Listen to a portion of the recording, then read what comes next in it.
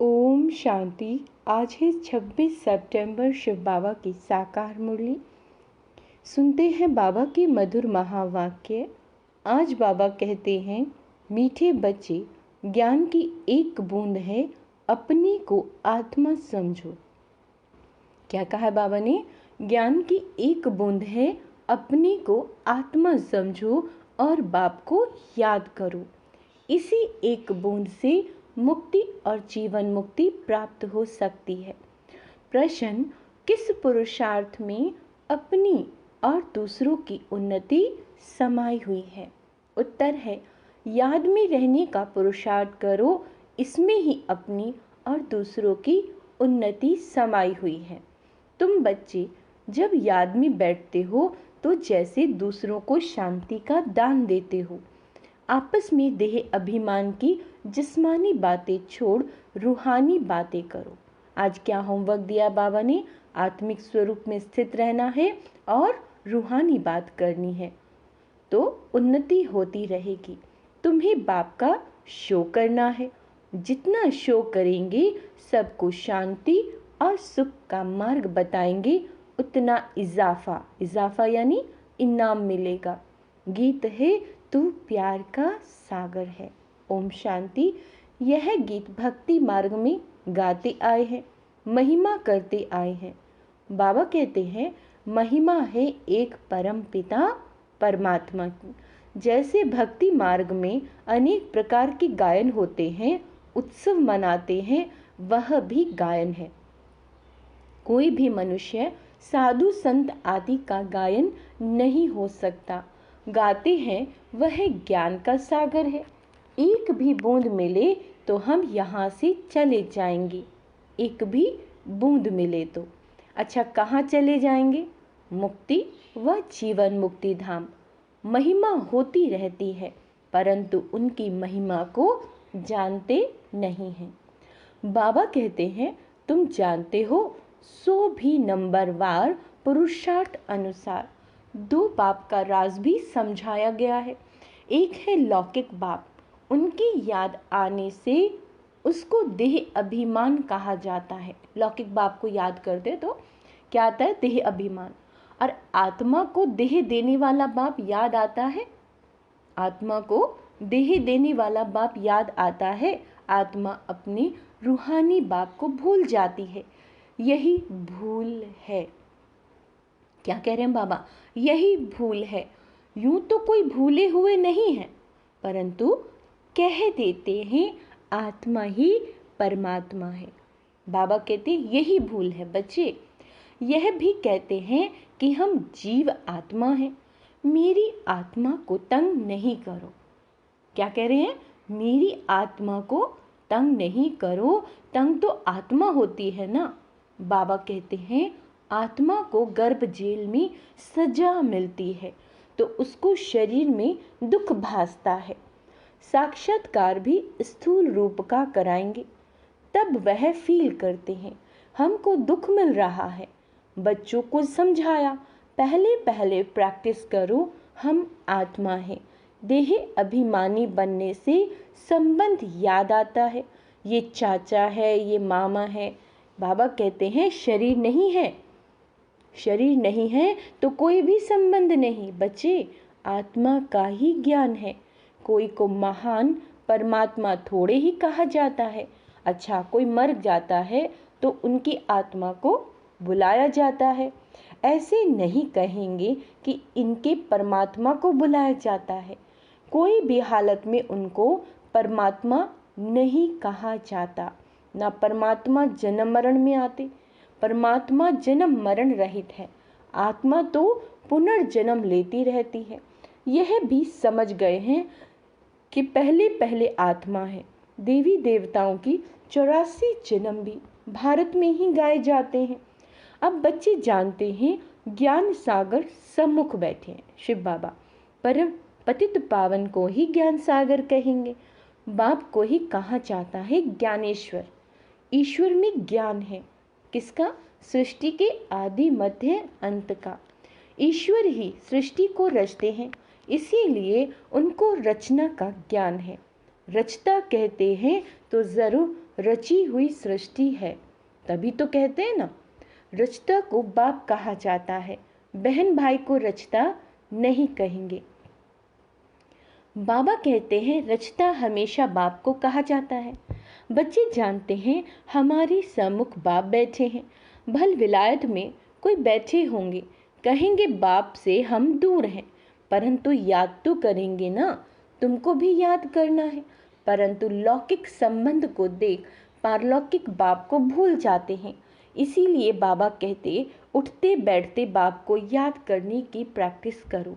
मैं आत्मा इस शरीर में चलती हूँ। कैसे याद करना है कि मैं आत्मा इस शरीर में चलती हूँ। आत्मा का ज्ञान तो तुमको है, यह जानते हो आत्माएं और परमात्माएं अलग रही बहुकाल। ऐसा नहीं कहा जाता परमात्माएं और आत्मा अलग रही बहुकाल, आत्मा और परमात्मा कहा जाता है। अभी बाप बच्चों के सम्मुख बैठे हैं, कहते हैं आपकी एक बूंद भी बहुत है। परम पिता परमात्मा हम आत्माओं का बाप है, बस इसको ज्ञान कहा जाता है। ऐसे और कोई को भी कहने की हिम्मत नहीं आएगी कि तुम सब आत्माओं का मैं बाप हूँ। जिसको ही ज्ञान सागर पतित पावन कहते हैं, यह कहने कोई को आएगा नहीं। बाप ही कहते हैं मैं तुम्हारा बाप हूँ। बरोबर अब महाभारी लड़ाई भी सामने खड़ी है, यादव कौरव पांडव भी हैं। यह सारा समझाने का मदार है। चित्र देखने से कोई समझ जाए सो मुश्किल, जब तक टीचर ना समझाए। स्कूल में भी टीचर समझते हैं ना, यह इंडिया है, ये लंदन है। बिगर समझाने बुद्धि में आ न सके। अगर नक्शे में नाम पढ़ें तो भी सिर्फ नाम कह सकेंगे, लेकिन कहाँ है, कौन राज्य करते हैं, कुछ भी समझ नहीं सकेंगे। यहाँ भी हर बात समझने की होती है। अंडरलाइन करेंगे कि यहाँ भी बाबा कह रहे हैं हर बात समझने की होती है। आजकल तो पहले भभका चाहिए, शो देखकर ही आएंगे। अब वहाँ समझाने वाले अच्छे चाहिए। बच्चे भी समझाएंगे कि ये जगत अम्बा है, सबकी मनोकामनाएं सिद्ध करने वाली। झाड़ के नीचे दिखाते हैं कामधेनु बैठी है, तो उनसे मिलने के लिए भी आएंगे। जगत पिता है तो जरूर जगत की माँ भी होंगी, परंतु जगत अम्मा इनको कहते हैं क्योंकि कलश माताओं को दिया जाता है। मुख्य जगदम्बा गाई हुई हैं, फिर उनकी सेना भी है। बाबा कहते हैं तुम बच्चे एग्जीबिशन करते हो तो उसमें समझाने के लिए बड़े अच्छे अच्छे बच्चे चाहिए। क्या कह रहे हैं बाबा कि बड़े अच्छे अच्छे बच्चे चाहिए। बाबा कहते हैं मुख्य बात है बाप के परिचय की।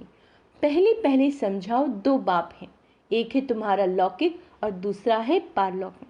लौकिक बाप से हद का जन्मांतर हद का वर्षा लेते आए हो, अब बेहद का बाप से वर्षा लो। बहुत गई थोड़ी रही। क्या कह रहे हैं बाबा, बहुत गई थोड़ी रही और थोड़ी की भी थोड़ी रही।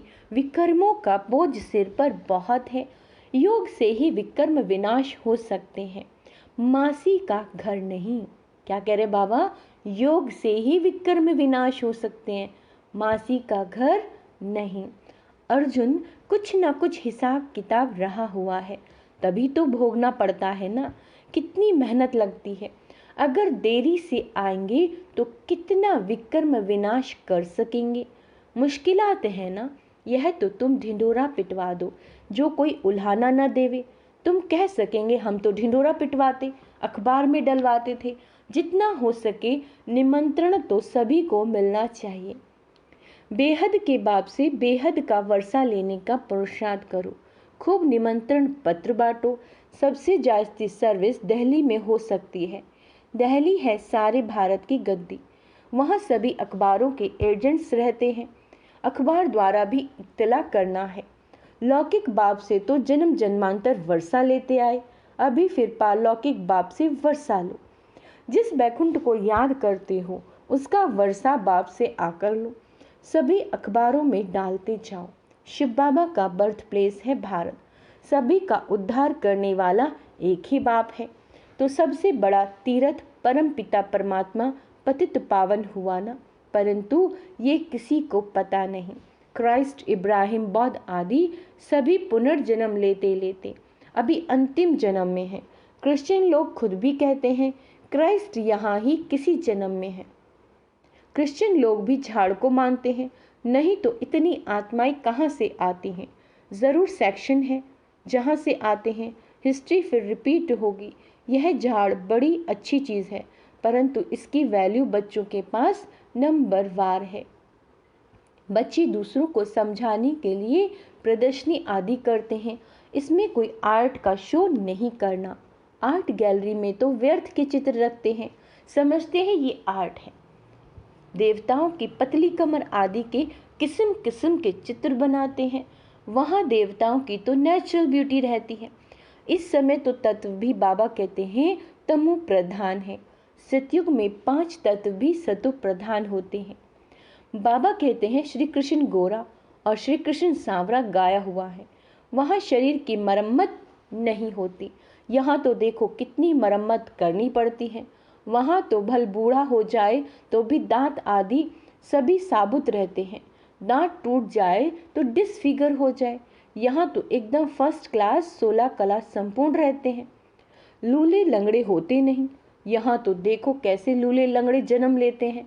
तो तुम ऐसे परिस्तान के मालिक बन रहे हो। एक ही मुसाफिर आकर परिस्तान में ले जाते हैं। तुम मुसाफिर यहाँ पार्ट बजाते बजाते पतित बन जाते हो और आत्मा काली हो जाती है। बाप तो एवर हुसैन है, उनमें कभी खाद नहीं पड़ती। कैसे हैं शिव बाबा? एवर हुसैन। मैं तो सच्चा सोना हूँ, इसीलिए मुझे बुलाते हैं। एवर पावन को ही बुलाते हैं। बाबा आओ, क्या कहते हैं? बाबा आओ, हमको भी आप समान बनाओ। तुम एवर पावन तो नहीं बनेंगे, बाकी सतो प्रधान में तो सबको आना है, परंतु उनमें भी नंबरवार। नाटक में एक्टर्स भिन्न भिन्न होते हैं ना। कोई हीरो हीरोइन होते हैं तो उनको पैसे भी बहुत मिलते हैं। अभी तो गवर्नमेंट सबके पैसे पकड़ती रहती है। कहा जाता है किनकी दबी रही धूल में किनकी राजा खाए। सफली होगी उसकी जो खर्च नाम धनी के लगाए, क्योंकि धनी आया हुआ है। धनी यानी शिव बाबा, स्वर्ग की स्थापना करने के लिए। जो बाप के मददगार बनेंगे उन्हों का ही सेफ रहेगा। तुमको तो वहाँ ढेर की ढेर मिल्कियत होगी, कितना सोना हीरे जवाहरात आदि होंगे, परंतु तुमको उसकी कोई भी परवाह नहीं रहती। तुमको कोई लूटेंगे थोड़ी ही। हीरे सोने आदि की खानियाँ सब तुमको नई नई मिलेंगी। पत्थरों मौफिक हीरे पड़े होंगे। देखो बाबा क्या कह रहे हैं, जैसे पत्थर पड़े रहते हैं ऐसे हीरे पड़े होंगे, सब तुमको मिल जाना है। जैसे ईंटों के महल बनाते हो वहाँ सोने के महल बनाते रहेंगे। धनवान प्रजा भी सोने के महल बनाएगी। जो पूरे दानी बनते हैं वह भी सोने के बनाते हैं। बाबा सब बातें बतलाते रहते हैं। ऐसे भी नहीं कहते तुम भूखा मरो। बच्चों आदि को भी संभालना है। रचता का फर्ज है संभाल करना, दुखी नहीं करना। भूखा नहीं मरना है, रहम दिल बनना है। मनुष्य कितने दुखी हैं जानते हो? फैमिन पड़ेगा तो बहुत दुखी होंगे, त्राही त्राही करेंगे, फिर जय जयकार होगी। सब आत्माओं को सुख मिल जाएगा। बाप है ही दुख हरता और सुख करता। सुख है दो, एक शांति धाम में रहना और दूसरा है सुख धाम में रहना। क्या कह रहे हैं बाबा? एक है शांति धाम में रहना और दूसरा है सुख धाम में रहना। सुख धाम में पवित्रता, सुख, शांति सब है। बाबा कहते हैं मैं कल्प कल्प आता हूँ जब मनुष्य बहुत दुखी हो जाते हैं। मेरा पार्ट ही उस समय का है, इसीलिए मेरा नाम ही है दुख हरता सुख करता, सर्व का शांति दाता सुख दाता। तुम जानते हो हम बाबा के साथ सबको शांति का दान देते हैं।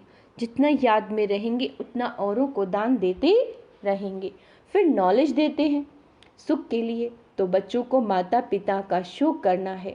जितना शोक करेंगे सुख शांति का मार्ग बहुतों को बताएंगे तो इजाफा मिलेगा। बाबा तुमको कितना सब नई नई दुनिया की नई नई बातें सुनाते हैं। पुरानी दुनिया और नई दुनिया दोनों का साक्षात्कार कराते हैं और ही जायज़ तुमको साक्षात्कार कराएंगे। बाबा कहते हैं परंतु उनको जो बाबा के पक्के सच्चे बच्चे होंगे, सच्चे दिल पर साहिब राजी होता है, तुम बहुत कुछ देखेंगे। जैसे शुरू में भी दिखाया था, फिर अंत में दिखाएंगे। कितने प्रोग्राम आते थे, साक्षात्कार कराते थे, कितनी सजावट, ताज आदि पहनाते थे, फिर से भिन्न भिन्न प्रकार के दिखाएंगे। बाबा कहता है मरुआ मौत मल्लू का शिकार। उसी समय पार्टीशन में भी मरुआ मौत था ना। क्या कह रहे बाबा? उसी समय पार्टीशन में भी मरुआ मौत था। तुमको कोई परवाह नहीं थी, तुम तो जैसे जीते जी मर गए। तो बाबा कहते बच्चे पूरी मेहनत करो, पुरुषार्थ करो, हम आत्मा हैं। एक दो से भी रूहानी बातें करते रहो। क्या होमवर्क दिया बाबा ने आज? ये पुरुषार्थ करो कि हम आत्मा हैं। एक दो से रूहानी बातें करते रहो। जिस्मानी देह अभिमान की बातें खत्म। जो आश्चर्यवत भगंती हो जाएंगे वह यह सब नहीं देखेंगे। बाबा ने क्या कहा? जो आश्चर्यवत भगंती हो जाते हैं वो ये सब नहीं देखेंगे। पास्ट भी तुमने देखा और जो नया होगा वह भी तुम देखेंगे। हिम्मत करो। मीठे मीठे बच्चों को बाप बहुत प्यार करते हैं। मीठे मीठे बच्चों को बाबा बहुत प्यार करते हैं। प्यारे बच्चों को बहुत प्यार मिलता है। जो अच्छी सर्विस करेंगे उनको प्यार भी मिलेगा और पद भी मिलेगा। भूलो नहीं, हम आत्माओं को निराकार परम पिता परमात्मा शिक्षा दे रहे हैं, स्वर्ग का वारिस बना रहे हैं। दैवी गुणवान बनना है। क्या कह रहे हैं बाबा? दैवी गुण भी धारण करने हैं। आगे तो सब में असुरी गुण थे, अब बाबा सम्मुख बैठे हैं, जिससे वर्षा मिलता है, उनसे लव रहता है, दलाल से नहीं। दलाल तो बीच में हुआ, सौदा तुमको उनसे मिलता है। तो बाप को याद करो, देह अभिमान को छोड़ते जाओ। मेरा तो एक बाबा, दूसरा ना कोई। मेरा तो एक बाबा, दूसरा कोई भी देहधारी बाबा कहते याद ना आए। यह तो बाबा पुरानी बूट में आए हैं, मैंने ये लोन लिया है ना, ब्रह्मा बाबा का शरीर। कल्प पहले भी ये अक्षर कहे होंगे, अब भी कह रहे हैं। आज के ही दिन तुमको ये समझाया था, फिर से समझा रहा हूँ। कितनी अच्छी विशाल बुद्धि चाहिए। लक्ष्मी नारायण नंबर 1 बने, ज़रूर अच्छी प्रारब्ध बनाई होगी। ये गॉड फादरली सैल्वेशन आर्मी है, सारी दुनिया को मुक्ति, जीवन मुक्ति की सैल्वेशन देने वाली। सर्व का सदगति दाता राम। क्या कह रहे हैं बाबा? सर्व का सदगति दाता राम। गति में तो जाना ही है सारी दुनिया को। अच्छा, मीठे मीठे सिक्के लदे बच्चों प्रति माता पिता बाप दादा का याद प्यार और गुड मॉर्निंग। रूहानी बाप की रूहानी बच्चों को नमस्ते। हम रूहानी बच्चों की रूहानी बाप दादा को याद प्यार, गुड मॉर्निंग, नमस्ते मीठे बाबा, शुक्रिया बाबा, शुक्रिया। धारणा के लिए मुख्य सार, बाप के साथ सारे विश्व को शांति का दान देना है। तो आज क्या करना है? मनसा सेवा करनी है, शांति की वाइब्रेशन फैलानी है। और दूसरा बाबा कहते हैं बाप समान दुख हरता और सुख करता बनना है। ध्यान रहे, मन वचन कर्म से किसी के भी प्रति कोई भी नेगेटिव संकल्प ना आए। दूसरा है बाप, तीसरा कह रहे हैं एक बाप से पूरा लव रखना है। मेरा तो एक शिव बाबा, दूसरा ना कोई। ठीक है, आपस में देह अभिमान की बातें नहीं करनी। जो लौकिक बातें होती हैं उनको नहीं सुनना है, रूहानी बातें करनी है। रूहानी बातें यानी आज की मुरली में शिव बाबा ने क्या कहा है। वरदान, हिम्मत के संकल्प द्वारा माया को हिम्मतहीन बनाने वाले हिम्मतवान आत्मा भव। है ना, जो बच्चे एक बल एक भरोसे में रहते हैं, हिम्मत का संकल्प करते हैं कि हमें विजयी बनना ही है। क्या कह रहे हैं बाबा? कि हिम्मत का संकल्प करते हैं बच्चे कि हमें विजयी बनना ही है। तो हिम्मते बच्चे मददे बाप का सदा अनुभव होता है। हिम्मत से मदद के पात्र बन जाते हैं, हिम्मत के संकल्प के आगे। ध्यान देंगे इस लाइन पे, हिम्मत के संकल्प के आगे माया हिम्मतहीन बन जाती है। जो कमज़ोर संकल्प करते हैं, पता नहीं होगा नहीं होगा, मैं कर सकूंगा या नहीं, ऐसे संकल्प ही माया का आवाहन करते हैं। इसीलिए सदा उमंग उत्साह, क्या उपाय बताया बाबा ने? सदा उमंग उत्साह संपन्न हिम्मत के संकल्प करो, यानी सभी पॉजिटिव संकल्प करो। तब कहेंगे हिम्मतवान आत्मा, मैं ही तो हूँ मैं ही तो बनूंगा, है ना, मैं ही तो सतयुग में जाने वाला हूँ, मेरे साथ तो सर्वशक्तिवान है। ऐसे सदा हिम्मत के संकल्प करते रहना है। आज का स्लोगन है, निर्माण चित्त के तखत पर बैठ, निर्माण चित्त के तखत पर बैठ, जिम्मेवारी का ताज धारण करना ही श्रेष्ठता है। अच्छा, ओम शांति। आज का स्वमान अभ्यास करेंगे। मैं निर्माण चित्त आत्मा हूँ, मैं हिम्मतवान आत्मा हूँ, मेरा तो एक शिव बाबा, दूसरा ना कोई, मैं विश्व कल्याणकारी हूँ। आज साकाश देने के लिए कहा है ना, तो क्या स्वमान का अभ्यास करेंगे। मैं विश्व कल्याणकारी हूँ, मैं सुखदाता हूँ। अच्छा, ओम शांति।